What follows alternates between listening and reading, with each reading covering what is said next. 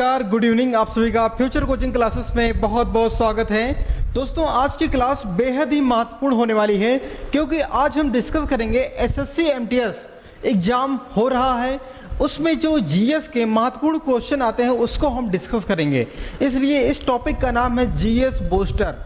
तो आपके एग्जाम के लिए होने वाले आपका जो एग्जाम है रिसेंटली 1-2 दिनों में या लास्ट में होगा, तब के लिए आपके यह क्लास बहुत ही महत्वपूर्ण है।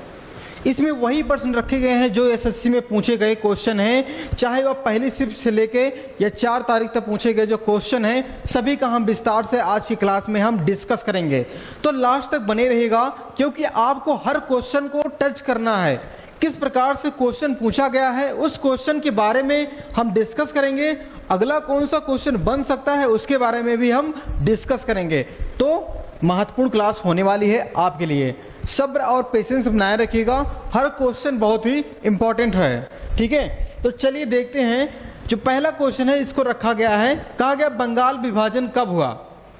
तो क्या होता है दोस्तों, इसके बारे में आपको पहले बेसिक जानकारियां होनी चाहिए कि बंगाल के विभाजन के बारे में बात की जा रही है। तो सबसे पहले आपको याद आना चाहिए कर्जन का समय। लॉर्ड कर्जन का समय था, उस समय 1903 का समय था। 1903 का समय था जब यह प्रस्ताव आया था कि बंगाल को अब विभाजित कर देना चाहिए। क्या आया था? प्रस्ताव आया था। बहुत महत्वपूर्ण है। कर्जन ने 1903 में प्रस्ताव लाया था और कहा बंगाल को विभाजन करना चाहिए। तब उसके बाद अगर से आपसे पूछा जाएगा कि बंगाल का एरिया क्या क्या था, हम किसको बंगाल में शामिल करते थे, तो सबसे पहले असम वाला एरिया था। कौन सा था?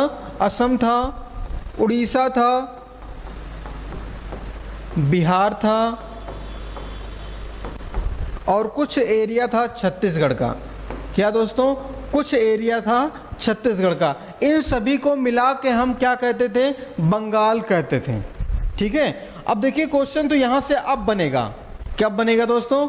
अब कहा गया था इस जो बंगाल विभाजन की डेट है दोस्तों, ये इंपॉर्टेंट है। पहले तो आप जानिए 19 जुलाई 1905 को तत्कालीन वायसराय लॉर्ड कर्जन ने बंगाल विभाजन की घोषणा की। क्या की दोस्तों?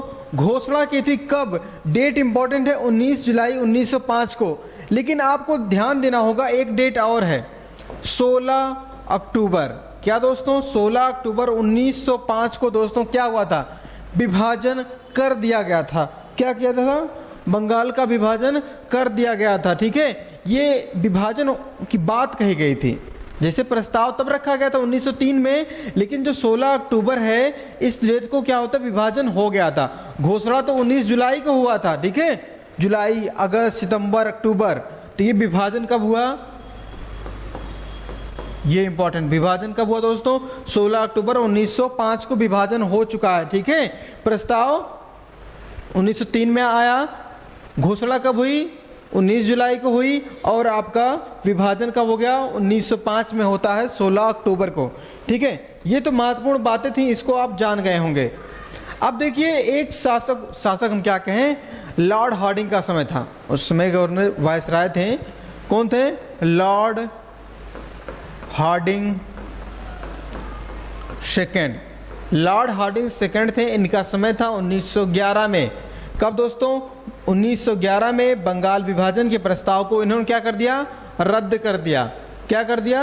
रद्द कर दिया बंगाल विभाजन का। ठीक है, महत्वपूर्ण डेट है, 1911 को प्रस्ताव को रद्द कर दिया गया। ठीक है, अब इसी के समक्ष में अगर से हम बात करें, 11 की बात है, जब बंगाल का विभाजन हो गया था उसके बाद अगर से पूछा जाए उस समय बंगाल के समय 1905 का समय था, तो 1905 में कांग्रेस कहाँ थी?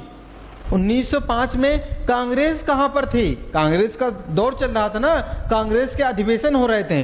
तब उस समय कांग्रेस का बनारस, क्या दोस्तों? बनारस अधिवेशन हुआ था 1905 में।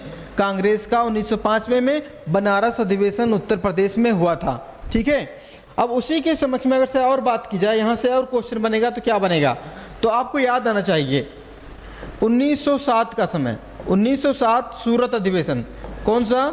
सूरत अधिवेशन का समय था जब क्या होगा? कांग्रेस 2 भागों में टूट गया। क्या हुआ? कांग्रेस दो भागों में टूट गया सूरत अधिवेशन में। उसके अध्यक्ष थे रास बिहारी घोष। कौन थे? रास बिहारी घोष सूरत अधिवेशन के अध्यक्ष थे और उन्हीं के समय में कांग्रेस दो भागों में टूट गया। और साथ ही साथ जब कांग्रेस का विभाजन हो गया था तो स्वदेशी और बहिष्कार आंदोलन चला था। स्वदेशी और बहिष्कार मतलब स्वदेशी वस्तुओं को यूज करें, विदेशी वस्तुओं को बहिष्कार करें। ठीक है, ये बातें चल रही थी। ठीक है, आंदोलन भी चल रहा था। जो आंदोलन चला था कब से कब तक? बहुत महत्वपूर्ण क्वेश्चन यहां से बनेगा। स्वदेशी क्या दोस्तों? स्वदेशी एंड बहिष्कार आंदोलन। क्या दोस्तों? बहिष्कार आंदोलन। ठीक है, समय थोड़ा लगेगा लेकिन आपको पेशेंस बनाए रखना है क्योंकि क्वेश्चन जो बन रहे हैं बहुत महत्वपूर्ण क्वेश्चन बन रहे हैं। ये दोस्तों 1905 से लेके 1911 तक चलता है। कौन सा? स्वदेशी एंड बहिष्कार आंदोलन। कब से कब तक? 1905 से 1911 तक। ये तो रहा अपना पहले क्वेश्चन के बारे में। तो आइए एक एक करके और डिस्कस करते हैं हम। दूसरे क्वेश्चन पे कहा गया था वज्जी की राजधानी किस शहर में थी? बहुत महत्वपूर्ण क्वेश्चन है और बना भी था। ये तो नहीं अपने मन से नहीं बना रहे क्वेश्चन, ये क्वेश्चन पूछा गया है आपके एग्जाम में। कहा गया था वज्जी की राजधानी किस शहर में थी? वज्जी की राजधानी किस शहर में थी? सबसे पहले वज्जी की राजधानी आप देखें वैशाली थी और वैशाली आप देखेंगे बिहार में है। कहाँ पे है? वर्तमान के बिहार में है वैशाली। ठीक है, अब हम देखेंगे जो महत्वपूर्ण जो महाजनपद हैं तो उनके नाम। जैसे महाजनपदों की संख्या कितनी थी? 16 महाजनपद थे और इनमें से 8 महाजनपद लगभग अपने उत्तर प्रदेश में आते हैं। ठीक है, 16 महाजनपदों में से। अगर से और बात करें हम, अंग की राजधानी क्या थी? अंग की राजधानी चंपा थी। इसको भी आप नोट डाउन करें। मगध की राजधानी क्या थी? गिरिवज्र, वैशाली, राजगिरी, जो भी आप समझना चाहें, समय समय पे बदलती गई। ठीक है, वज्जी वैशाली थी, मिथिला थी, विदेह थी। ये सब क्या थे? राजधानियाँ थी, समय समय पे बदलती गई। अगर से और बात करें, यूपी का एरिया था सिद्धार्थनगर, गोरखपुर, ये सब थे किसमें? काशी वाला एरिया था, सॉरी कुशीनारा वाला एरिया था। ठीक है, काशी की बात करें, वाराणसी जिला इसकी राजधानी क्या थी? वाराणसी थी काशी की। ठीक है, वर्ष से पूछा जाएगा आपसे। वर्ष जो इलाहाबाद वाला क्षेत्र था, कौशाम्बी उसकी राजधानी थी।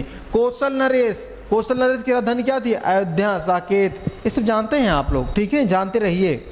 और एक पूछा जाता है पांचाल रुहेलखंड पश्चिम उत्तर प्रदेश का एरिया था, आप जानते रहिएगा। काम्पिल इसकी राजधानी थी। सूरसेन बहुत महत्वपूर्ण है, बहुत बार पूछा गया है। सूरसेन की राजधानी क्या थी? मथुरा थी। ठीक है, और मत्स्य की राजधानी क्या थी? विराटनगर, बहुत महत्वपूर्ण है। विराटनगर बहुत बार पूछा गया है, बनने का चांस है दोस्तों। ठीक है, अवंती कहाँ थे? उज्जैन थी इसकी राजधानी। किसकी राजधानी? अवंती की, बहुत इंपॉर्टेंट है। अस्मक, पाटली क्या थी?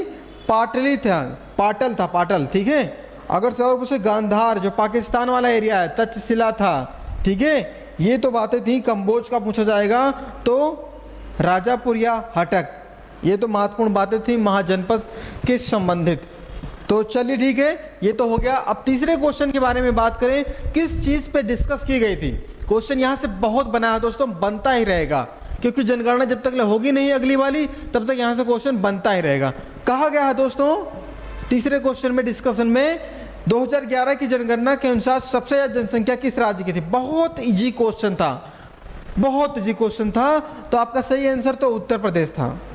क्या था दोस्तों? उत्तर प्रदेश था। लेकिन अगर से बात करें घनत्व पूछा जाएगा तो 829 माना गया है 2011 की जनसंख्या के अनुसार। ठीक है, क्षेत्रफल में तो उत्तर प्रदेश चौथे स्थान पे है, लेकिन जनसंख्या में 9वें स्थान, सॉरी जनसंख्या में पहले स्थान पे है। ठीक है, क्षेत्रफल में चौथे और जनसंख्या में नंबर 1, हम तो ये है नंबर 1। अगर से और बात करें, यहां से क्वेश्चन बनेगा तो क्या बनेगा? तो सबसे पहले पहली जनगणना, पहला बहुत इंपॉर्टेंट होता, पहला। ठीक है, पहली जनगणना की बात की जा रही है दोस्तों, होता है 1872 में। कब होता है?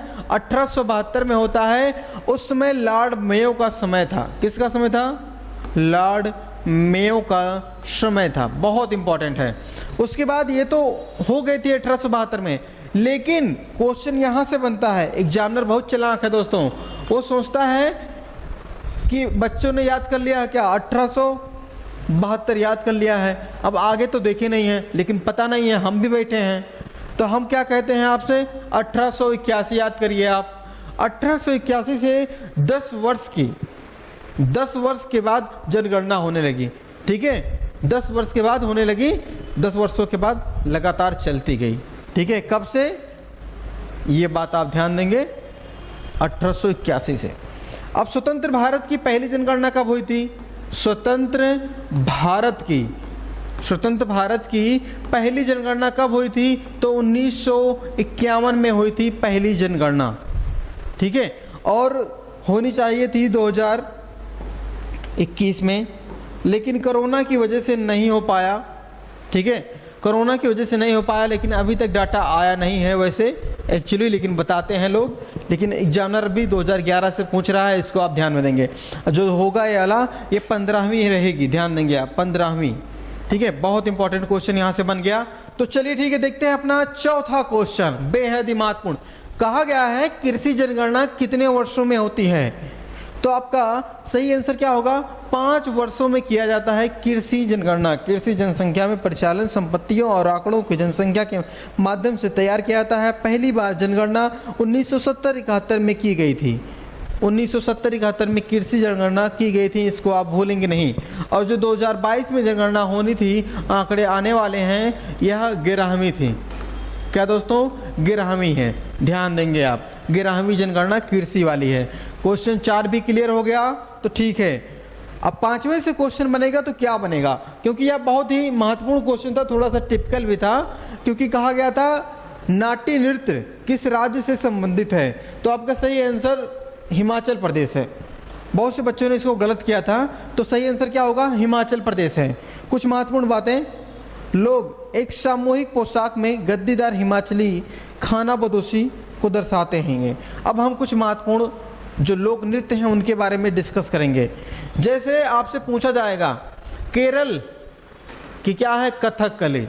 पंजाब भांगड़ा, राजस्थान घूमर, असम बिहू। बहुत बार पूछा गया है, लाखों बार एग्जाम में पूछा गया है। ठीक है, कि बिहू कहाँ का है? असम का है। अरुणाचल प्रदेश मुखोटा, गुजरात गरबा, और झारखंड छऊ, उत्तराखंड गढ़वाली। उत्तराखंड क्या दोस्तों? गढ़वाली। उत्तराखंड गढ़वाली याद करेंगे आप। आंध्र प्रदेश कुचिपुड़ी। ठीक है, अगला देखें, हिमाचल, और ये वाला गोवा वाला है मंडी, गोवा मंडी। पश्चिम बंगाल काठी। क्या दोस्तों? काठी। मेघालय लाहो, याद रहेगा ना, भूलेंगे नहीं। उड़ीसा उड़िया। ठीक है, कर्नाटक यक्षगान। ठीक, भूलेंगे नहीं आप। भारतनाट्यम तमिलनाडु का। उत्तर प्रदेश रासलीला। ये तो महत्वपूर्ण थी, भारत के प्रमुख राज्यों के लोक नृत्य थे। ठीक है, याद हो गया कि नहीं? महत्वपूर्ण है, उनको देखें। केरल कथकली, पंजाब भांगड़ा सभी लोग जानते हैं, घूमर राजस्थान, असम वाला बहुत इंपॉर्टेंट है, बिहू वाला। ठीक है, और गरबा सभी लोग जानते हैं। ये गढ़वाली वाला भी बहुत बार पूछा जाएगा आपसे, गढ़वाली वाला। लास्ट तक देखेंगे आप ना, बहुत क्वेश्चन यहाँ से मिलेंगे आपके, ये 100% हमारा वादा है। ठीक है, गोवा मंडी है। ठीक है, चलिए ठीक है। नागालैंड चोग नागा। ठीक है, ये हुआ 5वां क्वेश्चन समाप्त। 6वें क्वेश्चन में कहा गया है मल्लिका साराभाई को 2010 में कौन सा अवार्ड मिला था? तो मल्लिका साराभाई को मिला था दोस्तों 2010 में पद्म भूषण से सम्मानित किया गया था। ये तो क्वेश्चन हो गया, बार बार तो ये क्वेश्चन आएगा नहीं, लेकिन इससे अगर क्वेश्चन बनाएगा तो क्या क्वेश्चन बनाएगा, आइए उसको देखते हैं।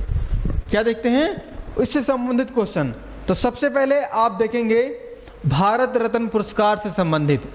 भारत रत्न पुरस्कार 1954 में सर्वप्रथम सर्वपल्ली राधाकृष्णन को 5 सितंबर को दोस्तों इनको मिला था, ध्यान देंगे आप, ठीक है। अगला हुआ चक्रवर्ती राजगोपालाचार्य, इनको भी दिया गया था 1954 में, लेकिन 10 दिसंबर को दिया गया था, ठीक है।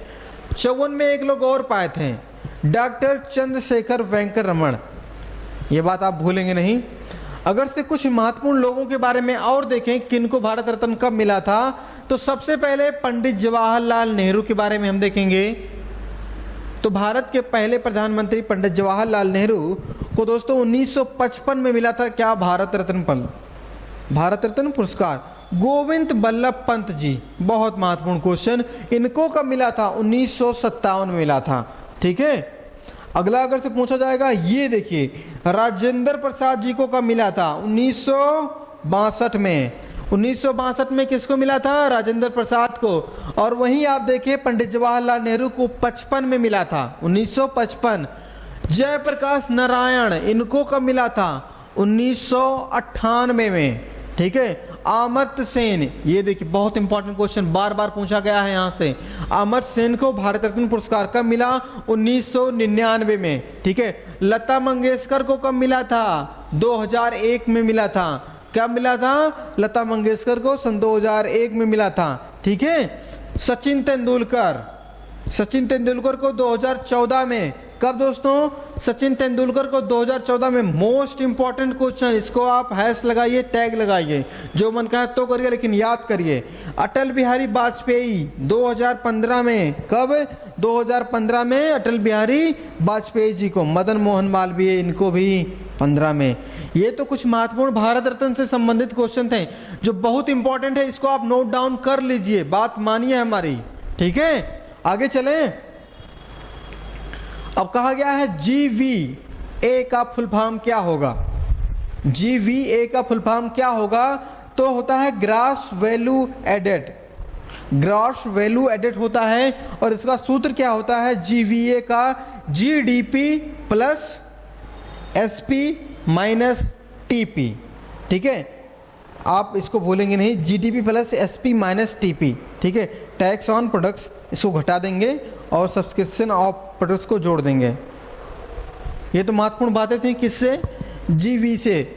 अब लेकिन आपसे कुछ महत्वपूर्ण और पूछे जाएंगे फुल फॉर्म आने वाले सभी एग्जामों में। क्या पूछे जाएंगे, PAN, पैन का फुल फॉर्म क्या होता है, परमानेंट अकाउंट नंबर। क्या दोस्तों, पैन का full form permanent account number होता है। साथ में आप लोगों को PDF देखते हैं, हम आपको PDF भी दे देंगे। इसका PDF आपको डिस्क्रिप्शन में लिंक मिल जाएगा, वहां पे जाके आप पा जाएंगे।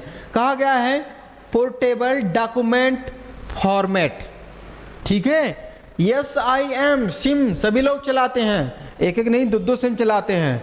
तो सिम का फुल फॉर्म क्या होता है, सब्सक्राइब आइडेंटिटी मॉडल, ठीक है। ATM सभी के पास होगा, ऑटोमेटिक टेलर मशीन होता है।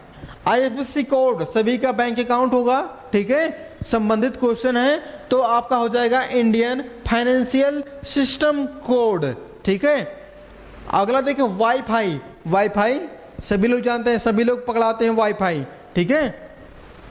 तो वायरलेस फाइबिलिटी है, ठीक है। ये तो हो गया। अगर से बात करें गूगल सभी लोग सर्च करते हैं हर चीज, तो global organisation of oriented group, ये होता है क्या दोस्तों, और लैंग्वेज ऑफ अर्थ, ये इंपॉर्टेंट है, इसको आप ध्यान में देंगे। बहुत बार पूछा गया है, SSC हो चाहे UPPCL हो, एग्जामों में पूछा गया है, ग्लोबल ओरिएंटेशन ऑफ ओरिजेंट ग्रुप लैंग्वेज ऑफ अर्थ, ठीक है। ये तो महत्वपूर्ण बातें थी, किससे संबंधित, फुल फॉर्म से। अब ये वाला देखिए क्वेश्चन, यहां से क्वेश्चन तो 100% बनेगा, लिख के ले लीजिए हमसे, ठीक है। ना बने तो डिसलाइक कर दीजिएगा वीडियो, पेपर देके जब आइएगा। कहा गया है पश्चिम बंगाल में जो तूफान आया था किस नाम से जाना जाता है, तो उसका नाम था काला वैशाली। ये तो हो गया, लेकिन आगे क्या पूछ सकता है, इसको हम देखें तो सबसे पहले दुनिया भर में जो आए हैं उनको देखेंगे। कैरिबियन सी का इलाका था, वहां पे आया था हरिकेन। चाइना सी में आया था टाइफून, हिंद महासागर में आया था साइक्लोन, जापान में आया था टाइफून, नॉर्दर्न ऑस्ट्रेलिया में आया था विली विलीज, ये इंपॉर्टेंट है। विली विलीज कहाँ पे आया है? ऑस्ट्रेलिया में। फिलीपींस क्या है दोस्तों? बगुइयो, बगुइयो है। अमेरिका में हरिकेन या टारनेडो, ये बहुत महत्वपूर्ण। अमेरिका में क्या आया था? टारनेडो। क्या? टारनेडो। अब भारत के जो बगल वाले एरिया हैं वहाँ पे आए तूफान, उनके नाम, जैसे ओमान में आया था तूफान, उसका नाम रखा गया था यास। क्या रखा गया था? ओमान में आया था तूफान, उसका नाम रखा गया था यास, और जिसका अर्थ होता है निराशा। क्या होता है? अर्थ भी पूछेगा दोस्तों। कंपटीशन का लेवल बढ़ रहा है तो आपको भी अपना लेवल बढ़ाना पड़ेगा, और बढ़ाने के लिए हम क्या लाए हैं? GS booster. बूस्टर आपको पीना पड़ेगा, घोर के पीना पड़ेगा। अब देखते हैं गुलाब। एक तूफान आया था गुलाब, जो पाकिस्तान ने नाम रखा था, ठीक है, फूल का नाम है, सभी लोग जानते हैं गुलाब के बारे में। शाहीन, शाहीन का अर्थ था गरुड़, और जो आया था कतर में। कहाँ पे आया था? शाहीन नाम रखा था कतर ने, ठीक है। अगर से और बात करें, जवाद, ये आया था सऊदी अरब वाले क्षेत्र में। असीन, जिसका अर्थ होता है विद्रोह। क्या होता है? असीन का अर्थ होता है विद्रोह, जो आया था श्रीलंका में, ठीक है। अगर से बात करें एक और, यूएई में आया था मैंडोस। मैंडोस जिसका नाम था सरनेम है, तो आपका सही आंसर होगा यूएई में आया था, ठीक है। और एक आया था बंगाल में। कहाँ आया था? बांग्लादेश में बिपोरजियो, बिपोरजियो जिसका नाम था, अर्थ था आपदा, तो आया था पश्चिम बंगाल में। तेज आया था, जिसका आया था कहाँ पे? भारत में आया था। ये तो महत्वपूर्ण तूफान थे, ठीक है। अब हम देखेंगे क्रिकेट से संबंधित, जैसे बैडमिंटन के मैदान की लंबाई या चौड़ाई कितनी होती है। ये क्वेश्चन 4 तारीख वाले शिफ्ट में आया था, बहुत से बच्चों ने इसको गलत किया था, लेकिन आप ध्यान देंगे क्या है, बैडमिंटन की लंबाई की जो चौड़ाई कितनी होती है, ठीक है। जैसा कि आप देख पा रहे हैं 13x40 maximum 1 metre badminton federation के दिशा निर्देशों के अनुसार बैडमिंटन की कोर्ट लंबाई इतनी होती है। कितनी होती है? 13x40। जैसा कि आप यहाँ पे देख पा रहे हैं दोस्तों, हम दिखाते हैं आपको। यहाँ से आप देख रहे हैं ये वाला एरिया है, यहाँ पे लिखा हुआ है 13x40, ठीक है, 44 फीट, 13x40 मीटर है। ये बात आप भूलेंगे नहीं, ठीक है। इतनी बातें क्लियर हो गई। अगर से और पूछा जाएगा कितना ये वाला होता है, ये कितना होता है? 5.2 मीटर, ठीक है। ये तो महत्वपूर्ण क्वेश्चन था, इसको आप भूलेंगे नहीं। तो अगर से बात की जाए फुटबॉल के बारे में, क्या दोस्तों? फुटबॉल के बारे में कोई ज़रूरी नहीं है कि हमेशा बैडमिंटन से पूछा जाएगा, ठीक है। फुटबॉल से क्वेश्चन पूछ लिया तो क्या करेंगे आप? मुंह बना के बैठे रहेंगे? बैठना नहीं है, क्वेश्चन को करना है। तो सबसे पहले फुटबॉल के प्लेयर कितने? 11, ठीक है। और अगर से पूछे फुटबॉल का एरिया जो होता है, लंबाई कितना होता है? लंबाई की बात कर रहे हैं, लंबाई होता है 100 से 110 होता है, ठीक है। ये अंतर्राष्ट्रीय मैच की बात की जा रही है, और ये बात आप हो गया। और चौड़ाई की बात करें, क्या होगी? चौड़ाई की बात करें, चौड़ाई है दोस्तों, ज़्यादा नहीं है, 64 से लेके 75 तक है। कितना है? 64 से लेके 75 तक का है। ये माइनस है, ये वो नहीं है, कामा लगा है दशमलव। 64 से 75 चौड़ाई है, लंबाई 100 से 110 मीटर है। क्लियर है इतनी बातें? अब हम बात करते हैं अपने क्रिकेट के बारे में। किसके बारे में? क्रिकेट के बारे में। क्रिकेट से क्वेश्चन बनेगा तो क्या बनेगा? तो सबसे पहले बनेगा तो आपको भी बनाना है क्वेश्चन, क्योंकि आपको सफल होना है। कितना होता है दोस्तों? आपको होता है गज, कहते नहीं 22 पर गन आप दो तो उसके बाद स्टैंप लगा दो, 22 पर गन आपके स्टैंप लगा दो, तो कितना होता है? 22 यार्ड, जिसे हम कहते हैं। क्या कहते हैं? गज कहें या यार्ड कहें, ये बात आप भूलेंगे नहीं, ठीक है। अगर से और बात करें दोस्तों, साथ ही साथ लंबाई अगर से हम मीटर में देखें, लंबाई की बात कर रहे हैं, लंबाई अगर से आप मीटर में देखते हैं तो हो जाएगा 20.12 मीटर। ये पूछे गए क्वेश्चन है दोस्तों क्रिकेट से संबंधित, ठीक है। चौड़ाई की बात हम कर लें, चौड़ाई की बात करें दोस्तों तो ज़्यादा नहीं होता है। कितना होता है तब? 3.4 मीटर, अगर से फीट में देखेंगे तो 10 फीट हो जाएगा। कितना? 10 फीट, 3.4 मीटर है चौड़ाई क्रिकेट का संबंधित। प्लेयर कितना होते हैं सभी लोग जानते हैं, आईपीएल चल रहा है, सभी लोग जानते हैं। क्रिकेट से क्वेश्चन बनेगा तो बनेगा आईसीसी का मुख्यालय कहाँ पे है? कहाँ पे है? दुबई में है। अध्यक्ष कौन है? ग्रेग बर्कले हैं। कौन है दोस्तों? ग्रेग बर्कले हैं। और इंडिया में एक संस्था है जिसका नाम बीसीसीआई है और उसके अध्यक्ष कौन है? रॉजर बिन्नी है। महत्वपूर्ण क्वेश्चन है, इसको आप नोट डाउन करेंगे, ठीक है। एक और बच्चा है खेल, आप लोगों ने सुना होगा कबड्डी का खेल। कबड्डी क्या दोस्तों? कबड्डी कितने लोग खेले हैं? बहुत लोग खेले होंगे, बचपन में कबड्डी खेला जाता था, हाथ गोड़ तोड़ लो ही खेल के। प्लेयर की बात करें 9 प्लेयर, ठीक है। अगर से और बात करें 13 होता है दोस्तों, क्या 13 मीटर होता है लंबाई। अगर से और बात करें 10 मीटर होता है चौड़ाई। ये महत्वपूर्ण क्वेश्चन है, इसको आप नोट डाउन कर लीजिए कबड्डी से। तो ठीक है, अगला हम क्वेश्चन देखते हैं। क्वेश्चन 10वां है, हाल ही में किस दशक में भारत की जनसंख्या नकारात्मक वृद्धि की गई, दर्ज की गई? तो ऐसा कोई समय था, क्योंकि हम दिन दुगनी रात चौगुनी से बढ़ रहे हैं, दिन दुगनी रात चौगुनी से बढ़ रहे हैं जनसंख्या के मामले में, नंबर 1 पे आ गए हैं।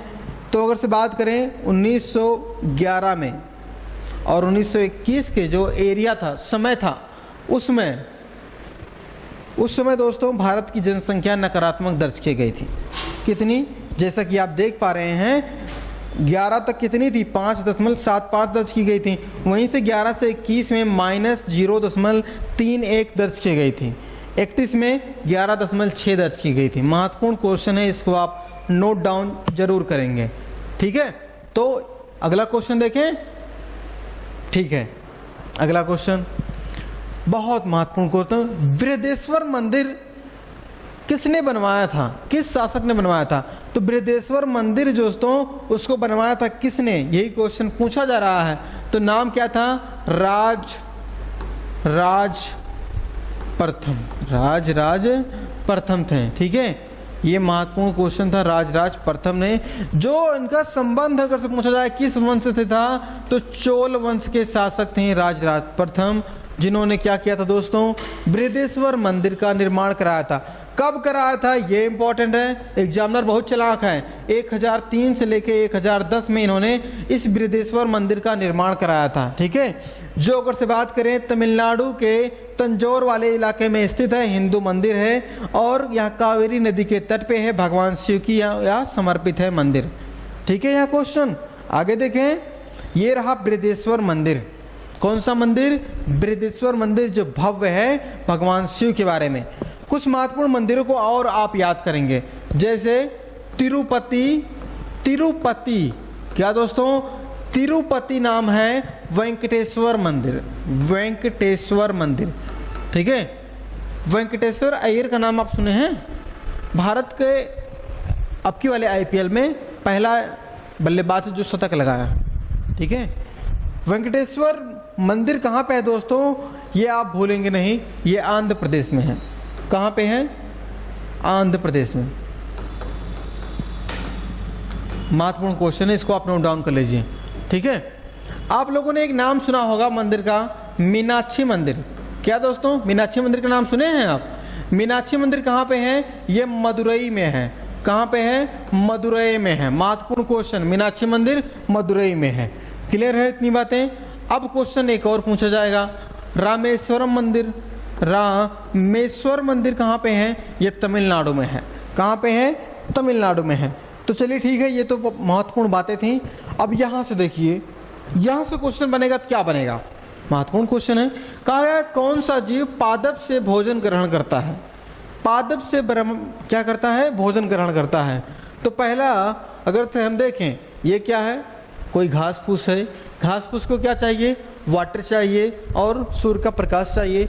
साथ ही साथ इस घास को कौन खा रहा है? पादप को कौन खा रहा है? टिड्डा खा रहा है। और इस टिड्डे को कौन खा रहा है? अगर से हम देखें तो मेढक खा रहा है। कौन खा रहा है? मेढक खा रहा है। और अगर से और बात करें, सांप मेढक को खा ले रहा है। और सांप को कौन खा रहा है? ये खा रहा है दोस्तों, गरुड़ खा रहा है। ठीक है, ये तो चक्र चलता रहता है। क्या चलता है? ये चक्र चलता रहता है। अब इस चक्र में आप देखें तो आप क्या देख रहे हैं? पादप को कौन खा रहा है? प्राथमिक जीव। कौन है? ये प्राइमरी है, ठीक है, ये प्राथमिक वाला खा रहा है। उसके बाद चूहा सेकेंडरी हो जाता है और उसके बाद सांप आता है, ठीक है। तो आपका सही आंसर होगा प्राथमिक जीव हो गया। पादपों में पोषण, ऐसे पादपों को स्वपोषी होते हैं, ठीक है। ये क्या है? स्वपोषी है, ठीक है, जो जंतु एवं अधिकार और अन्य पादपों को संश्लेषण प्रकाश द्वारा संश्लेषण करते हुए अपना खाना बनाता है। ये महत्वपूर्ण क्वेश्चन था। भारत के किस गवर्नर जनरल ने 1829 में सती प्रथा का अपराध घोषित किया? सती प्रथा का अपराध घोषित किसने किया? तो आपका सही आंसर हो जाएगा लॉर्ड विलियम वेंटिक। लॉर्ड विलियम वेंटिक ने दोस्तों क्या किया? सती प्रथा को अपराध घोषित कर दिया और समाप्त कर दिया, ठीक है। और ये का समय क्या था? लॉर्ड विलियम वेंटिक का 1828 से 1864 का समय था, ठीक है। अगर से बात करें भारत में आधुनिक पश्चिमी शिक्षा का पिता किसे कहा जाता है? तो इन्हीं कहा जाता है। या ऐसे व्यक्ति थे ना जो भारत के पहले गवर्नर जनरल रहे हैं। क्या रहे हैं? भारत के पहले गवर्नर जनरल रहे हैं। ध्यान देंगे आप, महत्वपूर्ण क्वेश्चन है। अब यहाँ से क्वेश्चन बनेगा तो क्या बनेगा? तो आपसे पूछा जाएगा बंगाल का पहला गवर्नर जनरल कौन था? बंगाल का पहला गवर्नर कौन था? तो बंगाल के गवर्नर के बारे में बात आती है तो वारेन हेस्टिंग था। कौन था? वारेन हेस्टिंग था। महत्वपूर्ण क्वेश्चन है, ये पूछा गया बहुत बार। वारेन हेस्टिंग कौन था? बंगाल का पहला गवर्नर था। समय आपसे पूछा जाएगा 1773 से लेकर 1785 तक का। कब तक का? 1785 का समय था वारेन हेस्टिंग का। महत्वपूर्ण क्वेश्चन है, इसको आप नोट डाउन कर लीजिए। नहीं कर रहे हैं तो कोई दिक्कत नहीं, पीडीएफ हम आपको दे देंगे, ठीक है। बस सब्र मान के देखिए इस क्वेश्चन को, कैसे क्वेश्चन बन रहा है। पहला तो हो गया। अब आपको पता होगा विलियम वेंटिक तो हो गए ना। देखिए विलियम वेंटिक कहाँ पे हैं? यही तो हैं। अगर से बात करें ये बने कब थे? विलियम वेंटिक 1833 का चार्टर आया था और जिसके तहत विलियम वेंटिक भारत के पहले गवर्नर जनरल बन गए। अब बात आती है वायसराय की। वायसराय की, भारत का पहला वायसराय कौन था? कैनिंग था। कौन था? कैनिंग था। आप भूलेंगे नहीं। कौन था दोस्तों? कैनिंग था भारत का पहला वायसराय। 1858 के बाद ये बना था। महत्वपूर्ण क्वेश्चन। भारत का अंतिम वायसराय कौन था? महत्वपूर्ण क्वेश्चन बन रहा है यहाँ से। पहला तो हो गया ना, अंतिम कौन था? अंतिम थे कौन दोस्तों? माउंटबेटन। कौन थे? माउंटबेटन थे अंतिम गवर्नर, वायसराय थे, जो 1947-48 में, ठीक है। एक महत्वपूर्ण क्वेश्चन, इसको आप भूलेंगे नहीं। तो आगे हम देखते हैं। क्वेश्चन हमारा अगला है, कहा गया चावल को उगाने के लिए किस प्रकार के तापमान की आवश्यकता होती है? तो चावल को उगाने के लिए उच्च तापमान, चावल फसल, गर्मी और आर्द्रता जलवायु की आवश्यकता होती है। उपज के लिए नदी के जलोढ़ मिट्टी चावल की खेती सबसे अच्छी होती है। अब तो ये आंसर तो हो गया आपका ना, लेकिन क्वेश्चन क्या बनेगा इसको हम देखते हैं। तो सबसे पहले दोस्तों, रबी की फसल में कौन कौन से फसलें आती हैं? तो रबी की फसल की बुआई कब होती है? तो बुआई होती है अक्टूबर नवंबर में बुआई होती है और कटाई मार्च अप्रैल के समय में होती है, क्योंकि अब तो कटाई उटाई खत्म हो चुका है, कटिया उटिया, ठीक है। इसमें फसलें कौन कौन सी आती थी? गेहूं, जौ, चना, मटर, सरसों, मसूर, आलू, ठीक है। ये सब सभी जानते हैं। रबी की फसल में कौन कौन सी? गेहूं, जौ, चना, मटर, सरसों, आलू। ये तो हो गए आपके रबी के फसल। अब क्वेश्चन बनेगा यहाँ से, खरीफ की फसल कौन सी हैं? तो खरीफ की फसल जो जून जुलाई में बोई जाती हैं और अक्टूबर नवंबर में काटी जाती हैं। तो क्या होता है दोस्तों इसमें? यही अपना आंसर भी था। चावल किस में आता है? खरीफ के फसल में आता है। तो चावल, ज्वार, बाजरा, मक्का, तिल, मूंगफली, ये किस में है? आपके खरीफ की फसल में। जायद क्या आते हैं? जायद फसलें जो आप मार्च अप्रैल में बोते हैं और जून जुलाई में काटते हैं, जैसे तरबूज, खीरा, ककड़ी, फकड़ी, ये सब क्या है? गर्मी वाले चीज़ हैं, जाय जिसे हम कहते हैं। अब देखिए भारत के या संबंधित जो क्रांति हुई थी उनके बारे में हम डिस्कस करेंगे। क्वेश्चन यहाँ से बन सकता है। तो कहा गया है काली क्रांति किससे कहते हैं? पेट्रोलियम से। नीली क्रांति मछली उत्पादन, श्वेत क्रांति डेयरी से, पीली क्रांति तिल से और भूरी क्रांति कोक से, कोका से, ठीक है, चमड़ा। गोल्डन फाइबर क्रांति जूट से संबंधित, स्वर्ण क्रांति फसल बागवानी से संबंधित है और हरित क्रांति अनाजों के लिए था, ग्रे क्रांति खाद्य उर्वरक को बढ़ाने के लिए था। ये महत्वपूर्ण क्रांतियां हैं, आप भूलेंगे नहीं, ठीक है। तो आगे हम देखते हैं 15वां क्वेश्चन जो बहुत ही इंपॉर्टेंट है। कहा गया है इनमें से किस ग्रह का कोई भी उपग्रह नहीं है? मतलब जो 8 ग्रह हैं उनमें से किसके पास उपग्रह नहीं है? तो आंसर आपका हो गया शुक्र और बुध के पास कोई भी उपग्रह नहीं है, कोई भी उपग्रह नहीं है। आइए हम सौर मंडल को हम देखते हैं। सौर मंडल की खोज कोपरनिकस ने की। उन्होंने बताया पृथ्वी सहित जो ग्रह हैं सूर्य की चक्कर लगाते हैं, ठीक है। अब हम बात करते हैं सौर मंडल के बारे में। सौर मंडल में 8 ग्रह हैं, सभी लोग जानते हैं। 9वां ग्रह प्लूटो था। कौन था? प्लूटो था, जिसे दोस्तों 2006 में निकाल दिया गया। कब निकाल दिया गया? ग्रहों की सूची से निकाल दिया गया प्लूटो को। क्वेश्चन यहां से बनेगा और बनता है बहुत बार। सूर्य है, सूर्य के सबसे नजदीकतम ग्रह कौन सा है? तो बुध है। उसके बाद क्या आता है? शुक्र आता है और उसके बाद पृथ्वी आता है, मंगल आता है, जुपिटर आता है, बृहस्पति आता है और दोस्तों क्या आते हैं? शनि आता है, अरुण आते हैं और वरुण आते हैं। ये तो हो गए अपने 8 ग्रह हो गए। अब क्वेश्चन में कहा गया था किसके पास उपग्रह नहीं है? ये बेचारे क्या हैं? इनके पास कोई नहीं है, अकेले हैं। और हमारी पृथ्वी के पास एक है, चंद्रमा है। कौन है? चंद्रमा है। वहीं आपसे मार्स के बारे में, मंगल के बारे में की जाएगा। इसके पास 2 हैं। कौन है? फोबस और डाइमस। फोबस और डाइमस मंगल के पास हैं। साथ ही साथ जुपिटर के पास वर्तमान में 92 उपग्रह हो गए हैं, जो बहुत ही इंपॉर्टेंट हैं। अभी इसके पास 12 नए उपग्रहों की खोज हुई और यह नंबर 1 पे है। सबसे बड़ा ग्रह कौन सा है? बृहस्पति है। और सबसे ज़्यादा उपग्रह किसके पास हैं? बृहस्पति के पास हैं। अगला क्वेश्चन पूछा जाएगा शनि के पास कितने उपग्रह थे? इसके पास 82 थे, ठीक है। अगर से और क्वेश्चन बनेगा तो इन 2 बेचारों के पास, अरुण के पास कितने थे? 28 हैं। और वरुण के पास कितने हैं दोस्तों? 13 हैं। सभी क्लियर हो गया डाउट? अब क्वेश्चन हम आपसे पूछते हैं, क्या आपको पता है? क्या आपको पता है? पहली बात पूछे कहाँ हैं? पता तो पहले होना चाहिए, पहले पूछे तो हम। पृथ्वी सूर्य का चक्कर कितने दिनों में लगाती है? तो पृथ्वी सूर्य का चक्कर 365 दिन 6 घंटे में लगाती है। 6 घंटे में लगाती है। 365 दिन 6 घंटे। 6 घंटे मोटे मोटे तौर पे हम देख रहे हैं, क्योंकि तभी तो दोस्तों 6 चौक 24, 4 साल बाद एक लीप ईयर आता है। 24 घंटा हो गया मतलब एक दिन तो हो गया ना, लीप ईयर आता है, ठीक है। अब अगर से बात की जाए आपसे, ये तो हो गया। अब जो चंद्रमा है पृथ्वी की परिक्रमा लगाता है, पृथ्वी का चक्कर लगाता है, तो यह कितने समय में लगाता है? तो चंद्रमा दोस्तों पृथ्वी का चक्कर लगाता है 27 दिन की बात की जा रही है और 6 घंटे की बात की जा रही है। 27 दिन 6 घंटे हो गया, ठीक है।